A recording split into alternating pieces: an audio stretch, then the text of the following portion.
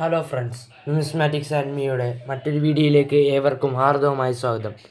നമ്മളിന്ന് പരിചയപ്പെടാൻ പോകുന്നത് ഒരു റിപ്പബ്ലിക് ഇന്ത്യ കോമമറേറ്റീവ് ഇഷ്യൂ ആയ international year of the family എന്നറിയപ്പെടുന്ന 1994 നോയിഡ, ബോംബെ എന്നീ മിൻറ്റിയിട്ടുള്ള ഒരു നാണയത്തിൻ്റെ വിലയും കാര്യങ്ങളാണ് നമ്മളിന്ന് പരിചയപ്പെടാൻ പോകുന്നത്. 1994 നോയിഡ മിൻറ്റ്, അതായത് ഇതിൻ്റെ കാറ്റഗറിയിൽ തന്നെ റെയർ ആയിട്ടുള്ളൊരു കോയിനെ കുറിച്ചാണ് നമ്മളിന്ന് നോക്കാൻ പോകുന്നത്.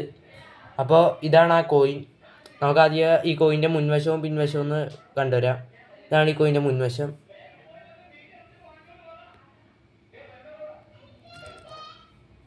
അപ്പോൾ ഈ കോയിൻ്റെ മുൻവശം നോക്കുകയാണെങ്കിൽ അതിന് അശോകസ്തംഭം ഉണ്ടാവും. താഴെ ഹിന്ദി ലെറ്ററിങ്ങിൽ സത്യമേവ ജയതേ എന്നുണ്ടാവും. പിന്നെ അതിൻ്റെ വാല്യൂ ആയിട്ടുള്ള ഒന്നുണ്ടാവും.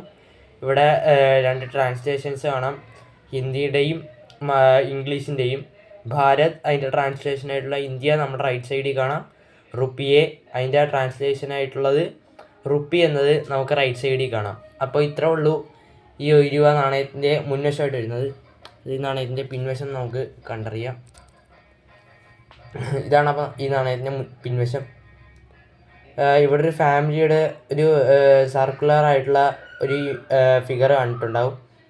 2 മക്കളും ഒരമ്മ, അച്ഛൻ എന്നൊരു രീതിയിലായിരിക്കണം ചെയ്തിരിക്കുന്നത്.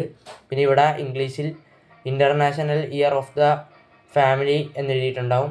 പിന്നെ അതിൻ്റെ നേരെ ട്രാൻസ്ലേഷൻ ഇവിടെ ഹിന്ദി ലെറ്ററിങ്ങിലും കൊടുത്തിട്ടുണ്ടാവും. അപ്പോൾ ഇതിൻ്റെ നടുക്കായിട്ടാണ്, ഇതിൻ്റെ ഏറ്റവും താഴെയാണ് ഇതിൻ്റെ ഇറങ്ങിയിട്ടുള്ള വർഷം ഉണ്ടായിരിക്കുക. 1994.